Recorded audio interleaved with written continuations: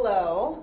Um, so it's your AP Lang teacher here. I probably, hopefully should have met most of you by the time that we actually, that you see this video, but just in case, I'm Ms. Overton and I'm going to give you notes you would have had if you were in person today on what, why, and so what. So you'll want to get out your notebook and you'll want to create 3 columns that are labeled exactly like this. My handwriting sucks, I know. You'll find that out about me more and more moving forward. So just 3 columns, what, why, so what. I would make it so that the so what column is the longest and has the most room to discuss. All right, so you should have watched the first video on imagery in Lord of the Flies, and that will give you a really good feeling for what I'm looking for as you move through your vocabulary list. That you find a dictionary example, that you put that dictionary example in your own words in a way that makes sense to you, and that you're able to connect that definition to something that makes sense for you. So whether that's coming up with your own example or finding an example, that video does a really good job of explaining what I'm looking for you to do with your vocabulary list. And I'm not looking for that level of depth that she goes over in the video, but it's a good foundation for the basis of what I'm looking for.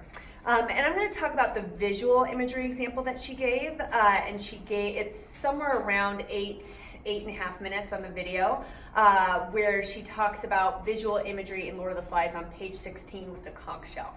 So I'm going to show you, using that example, how we break down our terms into what, why, and so what.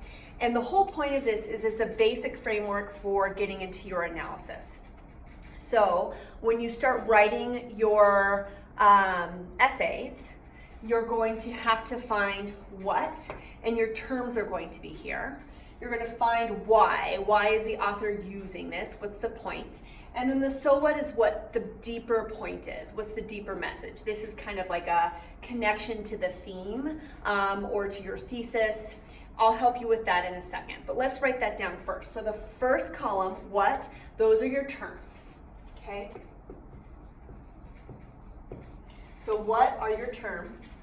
Why is like, why is term used? And I would add this, like, what's the effect of this term on the passage? So effect on passage. And to give you an example, this would be like a quote, and this would be like direct discussion on that quote. So we'll put quote here as well. We'll put direct discussion on quote. And the so what would be, for example, like how it fits into your thesis. So this is the deeper point.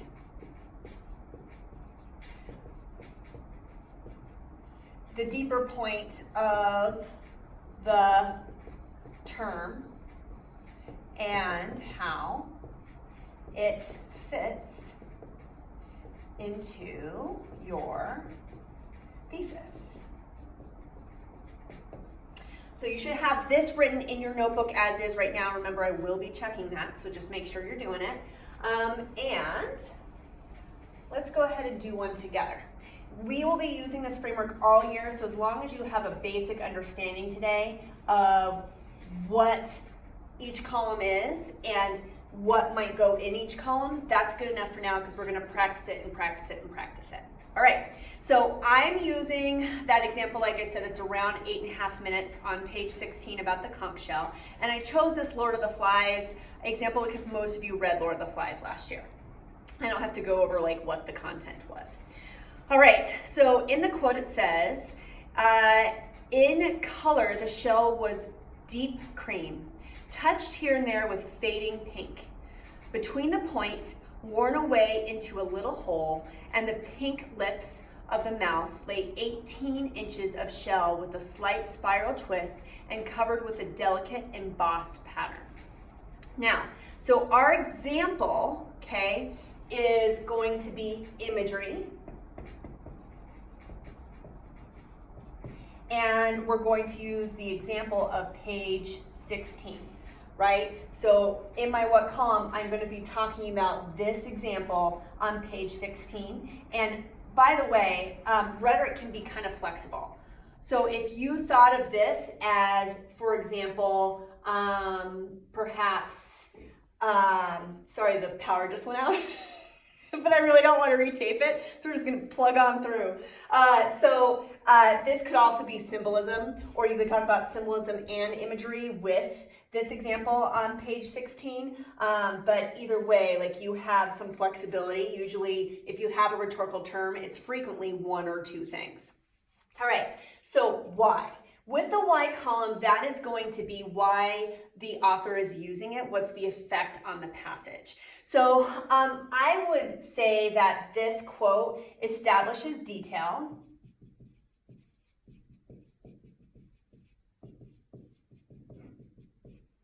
I would also say that this imagery helps identify the conch as a symbol. So this is like direct instruction or direct discussion on why this is used, what the point is, like what's the author trying to achieve. But then this right here is the deeper point. So let's say in your essay, you want to talk about the symbolism of the conch shell. That was a pretty popular essay topic last year, right? Let's say you wanted to talk about power relationships and how the power structure was very, very detailed, right? And no matter what happens with power, someone who's in power has a lot to think about, and oftentimes to keep that person in power, there are a lot of little details to build up that power. So let's say our thesis was kind of on power relationships.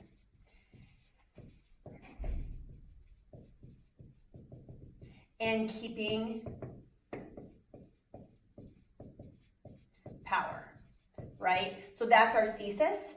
So I would want to talk about how the detail, and there's lots of detail in that imagery, right? The deep cream, the fading pink here and there, the spiral, the 18 inches. I mean, does it get any more literal than that? And the embossed pattern, right? When you look at that, there's so much detail. So it would read something like, you would give me the quote and you'd say, this establishes detail of the conch and gives us imagery for identifying the conch shell as a symbol of power.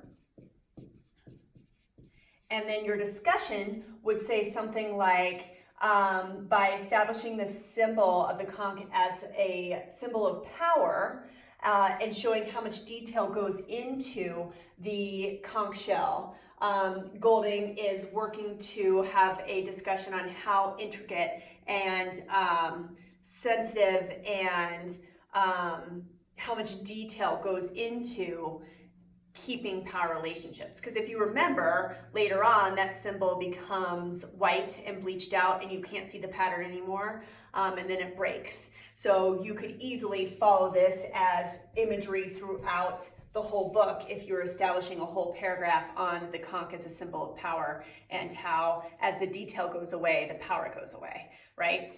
Okay, so I will explain more later. If you're a little confused, it's okay.